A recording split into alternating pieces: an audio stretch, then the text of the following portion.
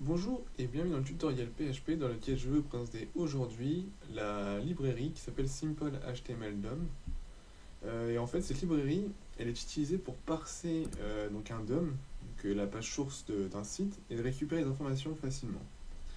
Alors, j'ai décidé de faire ce tutoriel puisque ça fait plusieurs fois que je vois beaucoup de personnes sur les forums qui demandent comment fait-on pour récupérer une info sur tel ou tel site.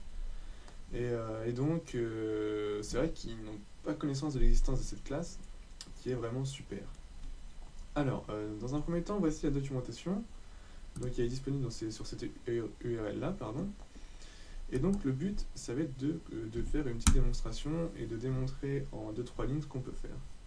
Alors, j'ai décidé, en premier exemple, c'est de récupérer les numéros de l'euro-million, voilà, de vendredi dernier, et donc de les afficher sur ma page, sur celle-ci. Voilà, donc là pour l'instant il n'y a rien, puisque j'ai juste préparé le terrain sans rien mettre en code en fait, sans mettre de code. Alors, dans un premier temps, on va ouvrir ça. Voilà, on va ouvrir une valise PHP. Voilà. Alors, on va suivre l'exemple de la documentation en disant, voilà, on va faire un fieldGets HTML. Et donc, ça c'est pour aller chercher le lien qu'on a ciblé, donc dans lequel on va chercher les informations. Et ensuite, on va utiliser la classe et faire un find dessus. Et on va juste utiliser en fait soit des attributs HTML ou soit tout simplement des éléments CSS, style des divs, des ID, enfin des ID ou des classes d'un élément CSS. Alors, nous par exemple, pour aller chercher celui-ci, alors je vais regarder, je fais l'inspection. On voit qu'il faudrait faire un euronum pour avoir tous les éléments. Et sinon, on pourrait prendre cette classe-là pour récupérer tous les numéros. Alors, c'est ce qu'on va faire. Alors, dans un premier temps, donc, on va dire HTML. Voilà, on va déclarer un HTML. Et on a dit qu'on faisait un findGetContent. findGetHTML, pardon. Sur l'URL. Donc, on va copier-coller l'URL, puisque je ne vais pas la recopier à la main. Voilà. Et donc, ensuite, on va faire un HTML find, voilà, comme ça. Et donc, on a dit qu'on pouvait prendre p-euronium. Alors, on va juste prendre celui-là pour faire un exemple. Voilà. Et donc, je voudrais récupérer uniquement le plain text pour récupérer l'élément en HTML. Donc, on va faire un écho de ça et on va actualiser.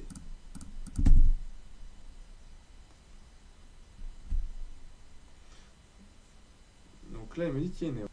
Car en fait, on ne récupère pas un objet. Alors, on va faire un for each dessus, puisqu'il y a plusieurs éléments. Donc, je pense que c'est plus simple comme ça. Comme ça, on va voir comment on récupère plusieurs éléments. Alors, on va faire un for each. Hop, voilà. Alors, on va reprendre ça. Euronum, ouais, on va laisser ça comme ça. As numéro, par exemple. Voilà. Donc, on va ouvrir, on va fermer. Et c'est ici, en fait, qu'on va faire un echo numéro. Et on a dit qu'on faisait un plain text pour récupérer les éléments en texte. Alors on va juste faire ça pour espacer, puisque sinon il va tout nous concaténer. Alors on actualise, et là normalement il devrait récupérer des numéros.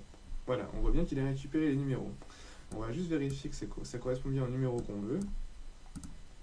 3, 21, 26, 28, 45, donc ça correspond bien au numéro du loto. Par contre on voit qu'on n'a pas récupéré les étoiles, qui correspondent à 7 et 10, simplement parce que le nom de la classe a changé. Alors pour faire simple, on peut refaire un deuxième for each. Voilà, dessus. Et on va dire ici étoile. De récupérer les étoiles. Et là, on a dit que c'était -c. Et là, on récupère étoile. Et donc, si on actualise, normalement, on devrait avoir l'intégralité des numéros. On a bien l'intégralité des numéros, 7 et 10. Donc voilà en quelques secondes comment on peut récupérer facilement tous les numéros ainsi que les numéros complémentaires. Alors donc si on résume, on a bien fait en quelques secondes un petit, en 3 petites lignes même, on va chercher les éléments qu'on a besoin sur un autre petit site, donc sur un site pardon, tel que l'Euromillion. Donc ça peut vous servir à faire un script. Par exemple, si vous voulez faire, je sais pas, un algorithme de statistiques pour les numéros les plus tombés ou autres. Donc c'est faisable. Alors maintenant, on va passer à un exemple un peu plus poussé, puisque j'aimerais récupérer, par exemple sur ma chaîne, récupérer les dernières vidéos et les afficher. Alors on va retirer cet exemple-là. On va peut-être laisser ça, voilà. Et on va faire en intégralité ce que j'ai envie de vous montrer. Alors dans un premier temps, je voudrais qu'on fasse une fonction, ou alors on va faire une fonction maintenant, on va le faire juste après. On va juste mettre l'URL par contre. Voilà. Hop. Alors, on va aller chercher donc ce qu'on a besoin, à savoir l'image, le titre, le lien, les vues et la date du post en fait. Alors, admettons que je veuille récupérer déjà. Alors là, au moins j'ai la source. Voilà. Moi, je voudrais récupérer le titre. Alors, je vais récupérer le titre. Hop.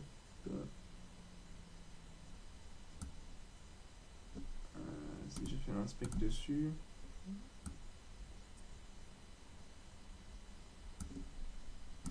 D'accord, donc je vois où est-ce qu'il est. Alors, on va faire un for each directement sur le ELI.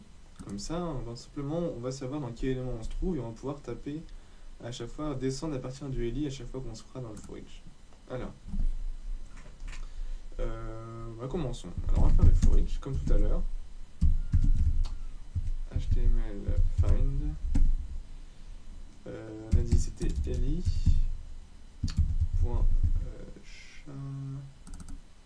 Je vais copier-coller, comme ça je serai sûr de ne pas faire d'erreur. Hop. Voilà. As, donc on va mettre vidéo par exemple. Voilà. Maintenant, on va faire un echo pour être sûr qu'on a bien récupéré le titre. Là, on va faire un find. On avait dit c'était h3. Je ne sais plus.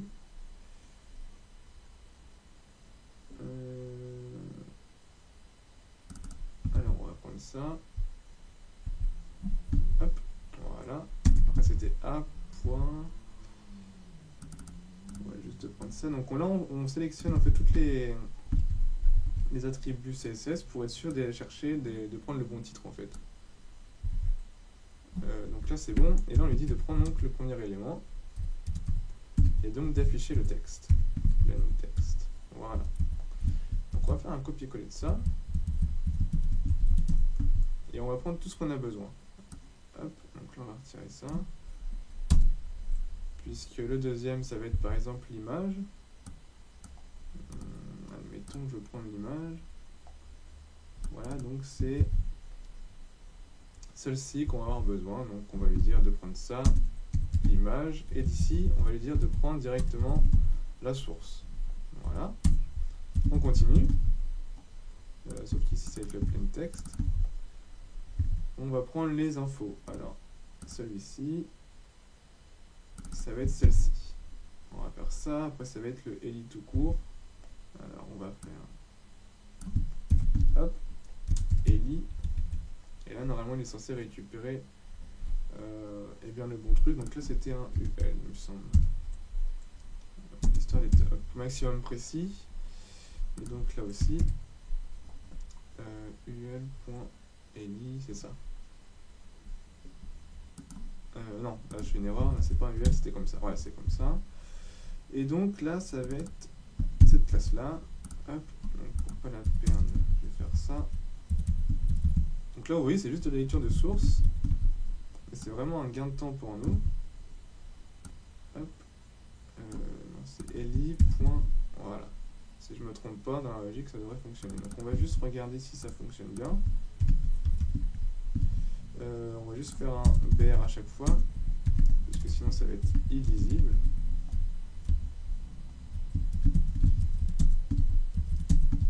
Donc on est censé récupérer 1, 2, 3, 4 éléments. Alors on va regarder. Déjà d'une, s'il n'y a pas d'erreur. En l'occurrence, il n'y a pas l'air d'avoir d'erreur. Donc on récupère bien 1, 2, 3 éléments, 4 éléments. Donc là c'est impeccable. Donc là je ne sais pas si vous voyez bien. Là on récupère il y a 52 minutes, les vues, l'URL de l'image et le titre. Maintenant je voudrais qu'on mette ça un peu en forme, puisque là ça ressemble strictement à rien. Et je voudrais, pourquoi pas, puisqu'en fait là on fait, je sais pas qu'on va rafraîchir, donc si on met ça en ligne sur notre site, bah, ça va faire une requête à Google, enfin YouTube qui est Google, et donc ça va être, on va perdre du temps puisque la page va charger et ça va prendre du temps. Et c'est pas super optimisé. Mais rien qu'on mette en place un espèce de système de cache pour stocker tout ça, en fait, tout ce qu'on a trouvé dans un fichier TXT et on va le serialiser. Comme ça, on pourra récupérer un tableau. Alors, pour ce faire, comment on va faire? Alors, on va agrandir ça. Voilà. Et là, on va faire une petite fonction. Déjà, d'une, on va déclarer peut-être le fichier. On va lui dire que c'est cache.txt. Voilà. Et on va faire une fonction getYouTube. Et on va lui passer le fichier. Hop. Comme ça. Alors, on va ici mettre, je sais pas moi, qu'est-ce qu'on pourrait mettre comme variable pour aller chercher cible. On va mettre cible, voilà. Cible égale donc fopen, donc on va aller chercher ici, hop, dire notre fichier cache, fichier, on va aller dire d'écriture permise. Ici, on va copier-coller tout ce qu'on a fait. Hop. Voilà. Donc là, on met tout dans une fonction, vous allez comprendre pourquoi. Je me suis fait mon petit plan sur mon petit post-it. Alors, on a notre filiale contents. On a dit qu'on déclarait tout dans un tableau. Donc on va faire le tableau, on va l'appeler YouTube. Voilà, on va dire que c'est un tableau. On va lui dire la chaîne, donc on va récupérer ici le nom de la chaîne d'ailleurs, donc on n'a pas fait. En l'occurrence là, hop, on peut aller chercher, il faut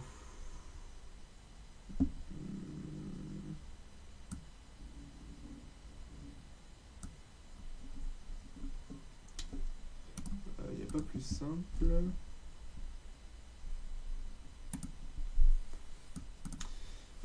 On va prendre cet élément là, on va dire de prendre le texte, comme ça on sera sûr qu'il prendra bien notre élément, donc notre titre. Alors c'est, donc on a dit find, non j'oublie l'HTML, HTML, je vais y arriver, voilà, find. Alors cette classe là, l'élément 0, et tu me retournes le plain text. Voilà. Alors ensuite, qu'est-ce qu'on va avoir d'autre dans notre donc ça, je fais pas d'erreur, plain text, dans notre tableau. On va avoir les éléments, on va mettre lm, et d'ici on va dire que c'est un tableau. Voilà. Alors maintenant, une fois qu'on a fait ça, on peut faire notre for each, sauf que ici ça va être YouTube, lm, et notre array égal, donc à l'intérieur, on va lui passer tout ce qu'on a besoin. En sachant qu'on a besoin du titre, on va prendre l'image. Donc là, je prépare déjà le terrain, donc on aura copier-coller nos éléments, les vues.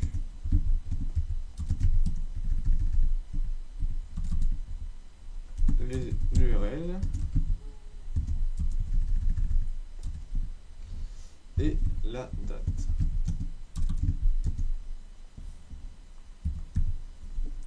Alors, pour le titre, on récupère ça. Pour l'URL, enfin l'image, on récupère ça. Les vues et la date. Et j'aimerais bien qu'on récupère l'URL. Donc on va retirer ça, ça ne sert plus à rien. Pour récupérer l'URL, on va prendre l'URL ici. Et donc ça va être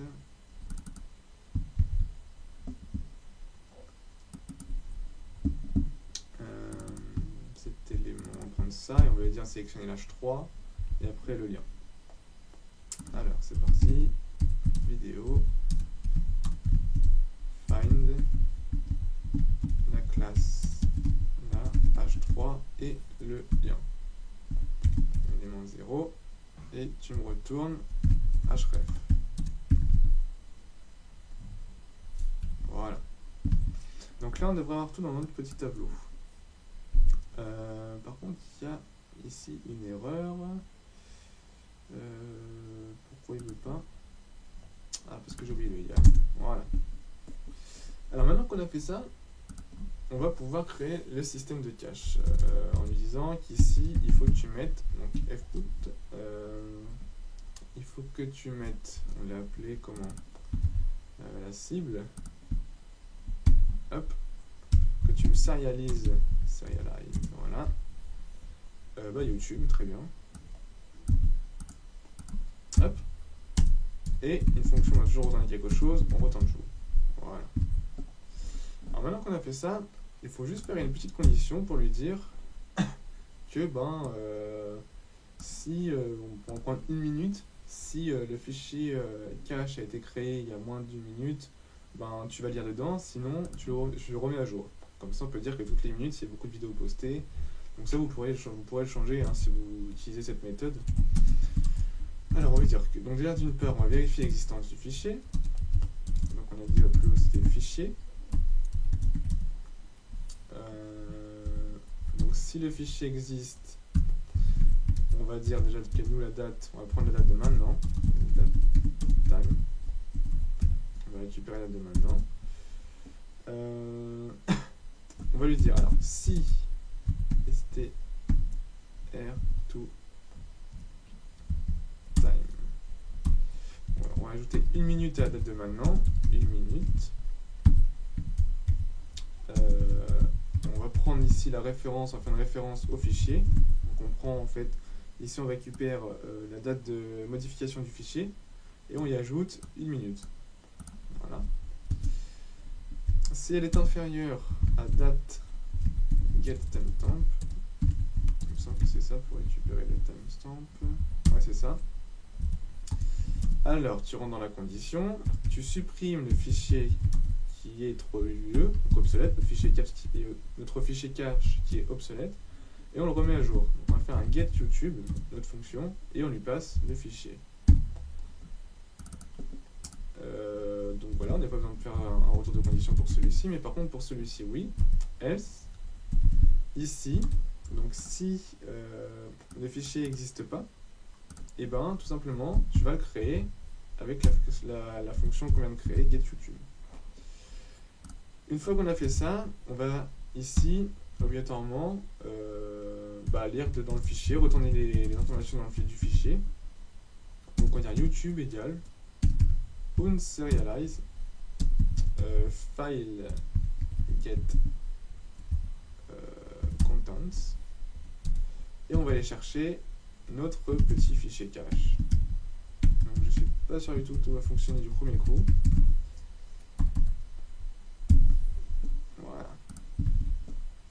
Voilà, donc maintenant on n'a plus qu'à mettre en forme ici notre élément. Alors moi j'ai déjà, normalement j'ai importé la librairie Bootstrap, donc du coup on n'a plus qu'à utiliser Bootstrap.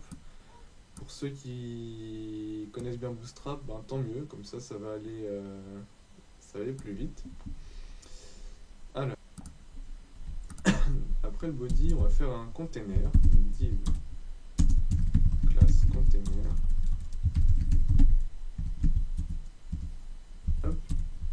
On va faire un row. Hop. Et ici, on va écrire dans un H1 tout simplement notre YouTube chaîne. Donc, YouTube chaîne.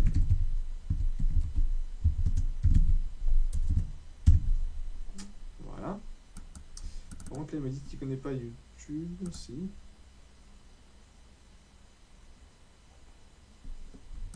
Je vérifie bien qu'il n'y ait pas d'erreur. Oui, ça devrait fonctionner. Voilà. Donc déjà, on va regarder si ça fonctionne, parce que je doute que ça fonctionne du premier coup.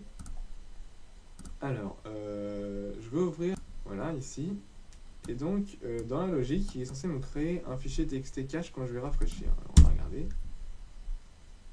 Ah, apparemment, ça fonctionne, puisqu'il m'a créé bien le dossier cache, enfin le fichier cache, avec à l'intérieur un tableau serialisé. Et ici, on récupère bien l'élément. Alors, on va juste faire un var dump de YouTube tout en haut, pour débugger, voir s'il est bien tout dans notre tableau.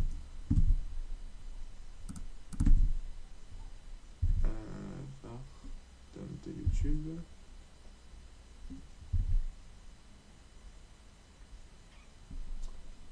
Donc là, j'ai une petite erreur. Il me dit qu'il ne connaît pas la fonction filename. Oui, c'est normal, je ne la connais pas non plus. Puisqu'en fait, on veut récupérer la date de modification du fichier, et c'est filemtime en fait. Et là, normalement, ça pourrait mieux fonctionner. Voilà, donc on va récupérer notre var dump avec à l'intérieur tout ce qu'on a besoin. Donc ça a l'air de bien marcher. Donc on va pouvoir mettre en forme tout ça. Alors, on va pouvoir commenter notre var dump. On l'utilisera en cas de débugage si on a besoin. Alors, on a dit qu'on allait utiliser Bootstrap pour afficher quelque chose de plus joli. Donc, on va faire un container, encore une fois. D'ailleurs, je pourrais copier ça pour gagner du temps. Voilà. Et donc, on va faire un div class, une colonne mettre eg4, voilà. Et on a dit qu'on mettait une image avec un src qu'on va rajouter après, un alt qu'on va rajouter après, un petit p. À l'intérieur, on mettra le titre, et ici, à l'intérieur de celui-ci, on fera un lien de redirection. Donc, avec un petit href. Voilà, on va mettre une petite classe, que ça fasse un peu plus joli. btn default, on va mettre. Voilà, donc pour ceux qui connaissent Bootstrap, on va mettre un tag and blank. Hop là. Alors, on va juste regarder si c'est pas trop moche.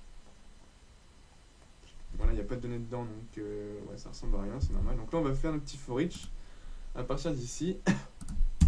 Et on va voir ce que ça donne. Donc j'ai aucune idée de ce que ça va donner. Alors, for each YouTube. Donc là, on veut les éléments. lm, as, lm. On ouvre, on ferme. Hop. Et donc, pour l'image, on va chercher ici. On peut le faire comme ça pour lui dire déco. lm titre. Non, ça c'était à côté que je voulais le mettre. Voilà, pour afficher le titre dans le alt. Et ici, on veut l'image. IMG. J'ai bien mis IMG dans le tableau, c'est ça, IMG. Ici, on veut le titre.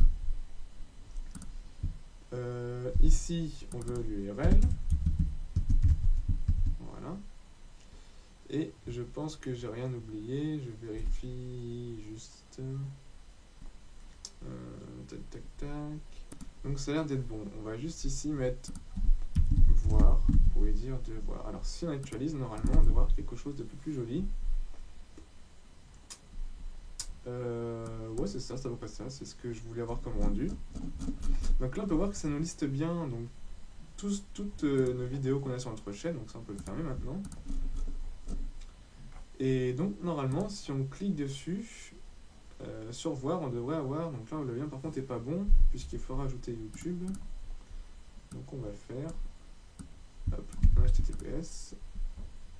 Ici, voilà. Ça devrait passer. Donc si on actualise, ça devrait fonctionner. Donc là, alors on va bien voir une vidéo de moi avec la publicité. Donc je le ferme, sinon ça va fixer les oreilles. Donc ça fonctionne bien. Alors on a bien le titre, on a bien l'image, on a bien l'URL. Si on inspecte, on devrait avoir un joli petit alt. Voilà, impeccable. Donc voilà, maintenant je voudrais être sûr qu'on va bien chercher en cache les informations et qu'il n'y a pas de problème. Donc, je vais retirer mon Vardom qui ne me sert plus à rien. Alors ici, voilà, dans la fonction, pour voir ce qu'elle a appelé, je vais faire un echo fonction isCall. Comme ça on verra si elle est appelée ou pas. Alors quand on actualise ici, normalement elle est censée, donc elle est appelée une fois. Si on actualise, elle n'est pas censée être rappelée.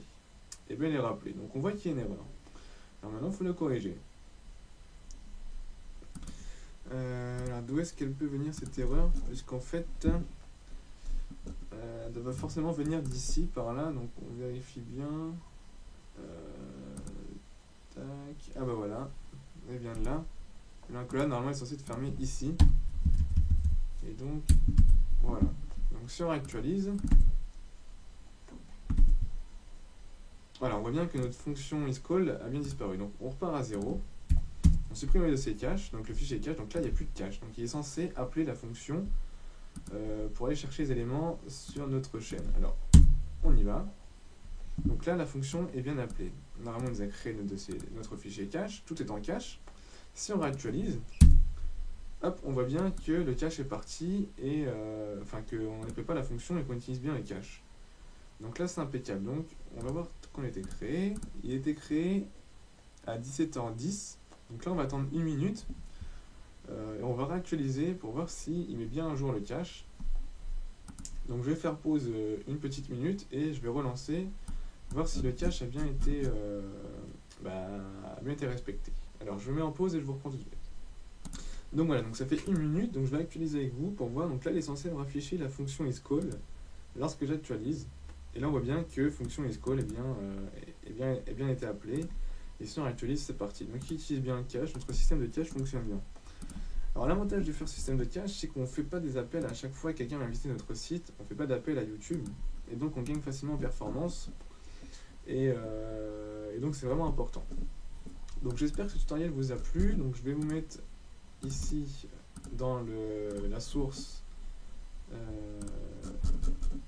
en commentaire la documentation, puisque c'est ici que j'ai tout appris. Elle est vraiment bien faite. Par contre elle est en anglais, mais bon, elle est facile à comprendre pour les personnes qui ne sont pas adeptes de la langue anglaise. Sachez que maintenant si vous voulez pas utiliser cette librairie, vous pouvez tout à fait le faire en PHP classique pour aller chercher les éléments. Et moi, je vous conseille vraiment de l'utiliser puisqu'elle est vraiment facile à prendre en main. On peut parser facilement les éléments CSS et aller chercher tout ce qui nous intéresse. Bon, après, assurez-vous aussi que, au niveau des mentions légales, que le site veuille bien que vous ayez cherché son contenu. Attention à dupliquer de content, etc. Donc faites ça vraiment en cas de besoin et vérifiez que vous êtes bien dans l'égalité si vous faites ce genre de manipulation. Donc merci d'avoir suivi ce tutoriel. Je vous donne donc rendez-vous au prochain. J'attends vos commentaires et comme d'habitude, bon courage pour la suite.